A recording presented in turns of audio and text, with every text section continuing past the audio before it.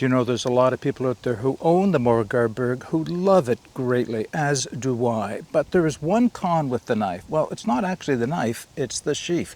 I mean, it works. It will hold the knife in most of the time. I know if I gave it a good shake while it's upside down, the retention would fail. That only gets worse over time.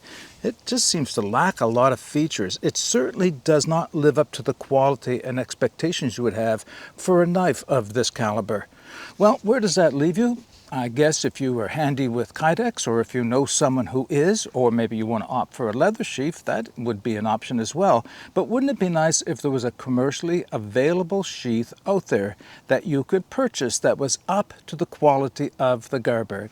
Well, now there is. Stay tuned and I'll show it to you. So this is the Durasheath, designed and made by Paul Scheiter in Columbia, Missouri. It has all the features you could ever want for your Mora Garberg, and a few you hadn't even considered.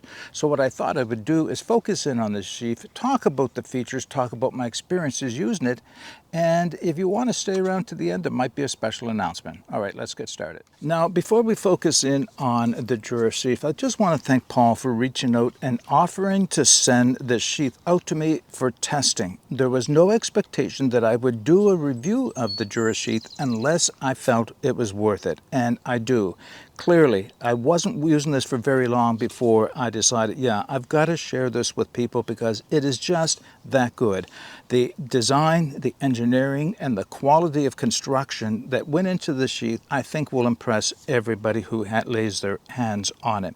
So what I thought I would do, just again, before I get into the details of the sheath itself, is just talk about the background for it.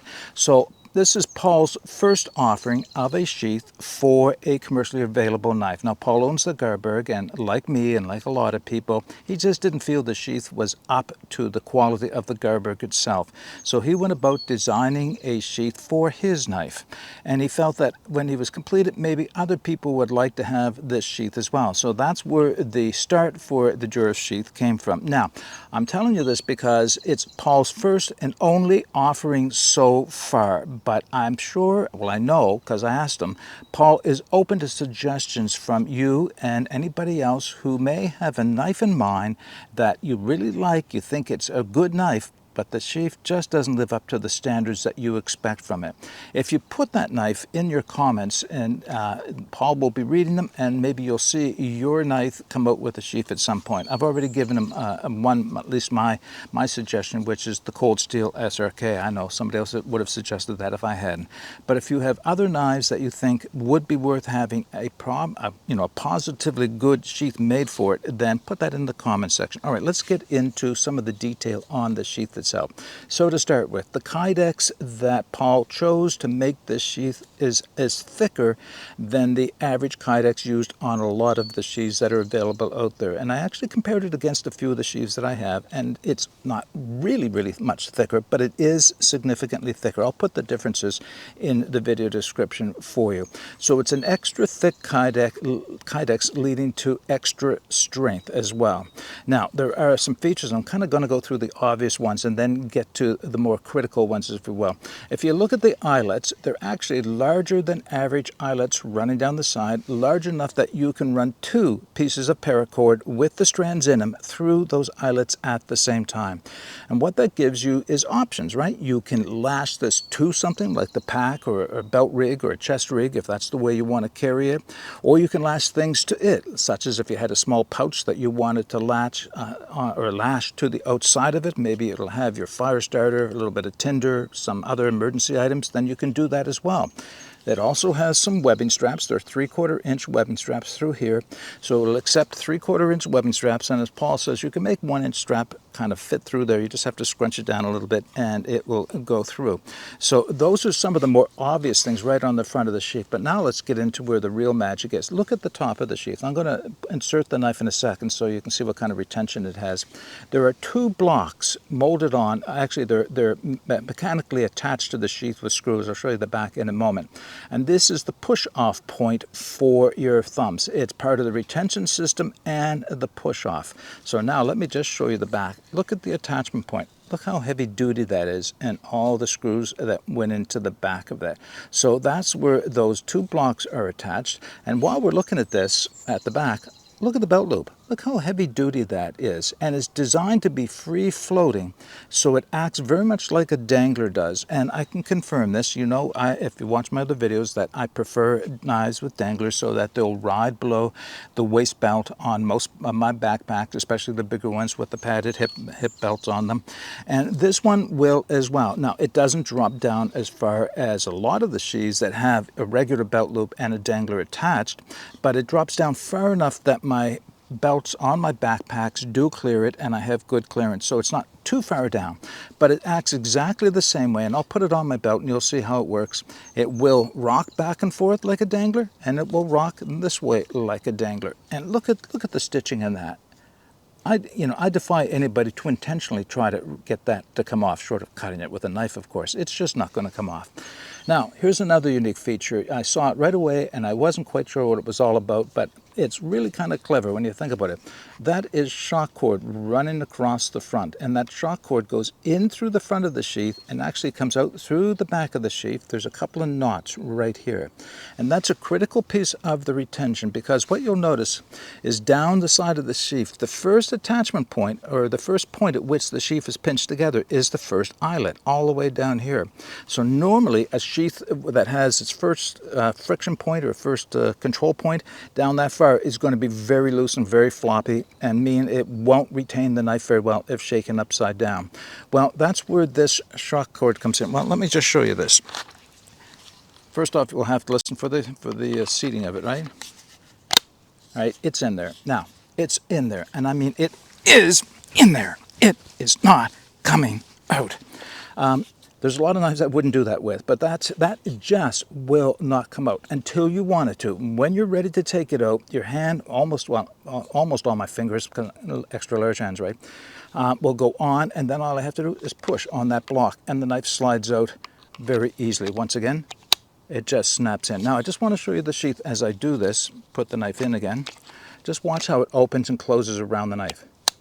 All right, so it's in there and seated perfectly. It really, really is. It's just amazing. Now, here's the next thing about the sheath, is the clearance inside the channel for the blade itself. Now, this is something that people who own kydex will have experienced once in a while. I know I have. If you get any dirt down inside of your sheath, for whatever reason, maybe it's a hunting knife and you've got some grime on it, and the grime goes down inside, or you've put it down on the ground and you've picked up some gravel and you slide it down inside, oh boy, you're going to scratch your knife, right? We know that because a lot of sheaths, the clearance between the blade and the sheath itself on the inside is so small, or so little clearance, that it just grinds the earth right into the blade and creates scratches all down the outside of it. Well, I guess the alternative is to have a great deal of clearance inside, and maybe you'll avoid that, but then it's usually too loose in the sheath. Well, what Paul has done, he's actually made lots of clearance down through the body of it, but right down here, I'm hoping you'll see that, a little triangular indentation on the front and on the back. That's actually gripping the blade. So when you insert the knife and you put it down to this fully seated position, it's pinching the knife round down here. So that's why there's no rattle, right? It's just done to perfection. Now, you may have already picked this up as well, and that is the drain holes. Yes, there's a drain hole in the end. By the way, the drain holes only show from the back. You'll notice that you don't see the drain holes on the front. And I say drain holes because there's actually 3 of them.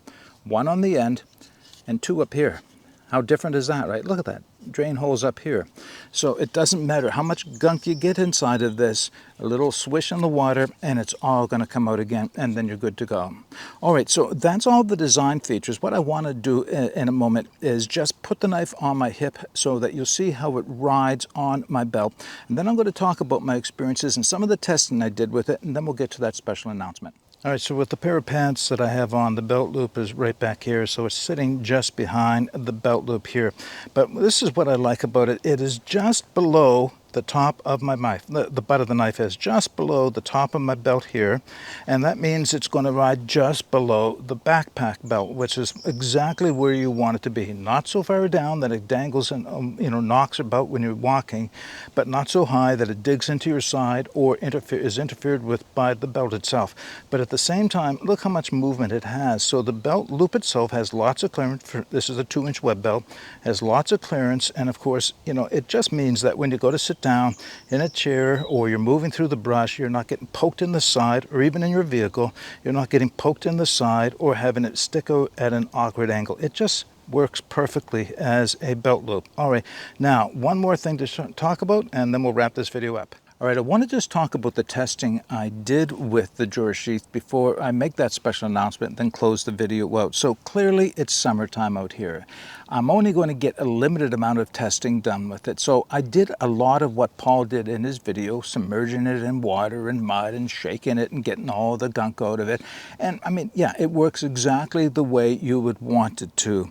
But the one thing I couldn't do is claim or tell you how it performed during the winter, because that's another thing about kydex sheaths. We know that kydex sometimes gets brittle during the winter or gets so stiff that it's actually hard to get the knife out of the sheath. Well, I didn't want to wait that long before bringing this video to you, so I simulated the conditions. I put this in with the knife in the sheath. I put it in the freezer for a number of hours at home, and then I took the knife out and I literally threw it on the basement floor repeatedly, 5-8 times on the floor, just to see if it would snap when it hit the cement floor. It did not. No problems whatsoever. Then I tried getting the knife out of the sheath, and it came out just as easily as it's doing now. It took me a while to recall that part of the reason why that kydex wasn't so tough and so hard to get the sheath out is because, and I don't know if everybody realizes this, elastic that's inside of the shock cord actually gets softer when it gets cold, not harder. It actually gets softer. So it actually becomes easier to take the knife out of the sheath while it is cold than it is when it is warm, if you will. That counterbalances any additional stiffness that the kydex might have developed because it was cold. So at the same time, the retention was there because, as I mentioned, I was throwing this literally, just tossing it through the air on the floor of my basement, and this is the sheath. There was absolutely no damage done to it whatsoever. So that's all I could do as for testing goes. So it's not a true long-term test on the sheath, but I think it certainly lives up to my expectations of what I want this sheath to do. All right, now the special announcement I wanted to make is this.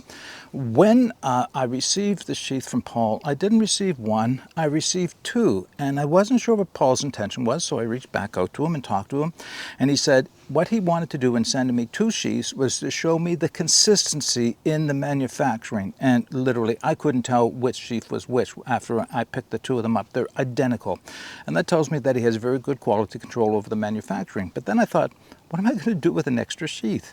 So I asked Paul if he was okay with this, and he thought this was a great idea. Let's do a giveaway. So this is a sheath I have in my possession. It's the exact copy of this sheath that I have here, and I'm opening this video up to you. If you're interested in owning this sheath for your Mora Garberg, then what I need you to do is put in the comments section, I'm in, and you need to be a subscriber to Paul's new YouTube channel. Right now he only has 2 subscribers, himself and me. So he needs to grow his YouTube channel, and that's what I want you to do, is to be a subscriber to Paul and to myself. I often don't ask people to do that, but it's going to cost me a bit of money to ship this out. If you know Canada Post, it's going to cost me a bit of money. So please be sure to subscribe to Paul and be a subscriber of mine as well, and then I'll ship this sheath out. So I will make the drawing 1 week from today, whatever the date that I release this video.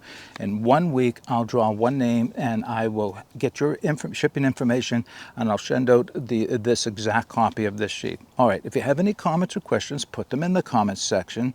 Make sure you say I'm in, and you're a subscriber of mine and a subscriber of Paul's. And if you have any suggestions for sheaths for Paul to make in the future, put that there as well. All right, until next time, get out and explore and take that path less traveled, because it will make all the difference. Bye for now.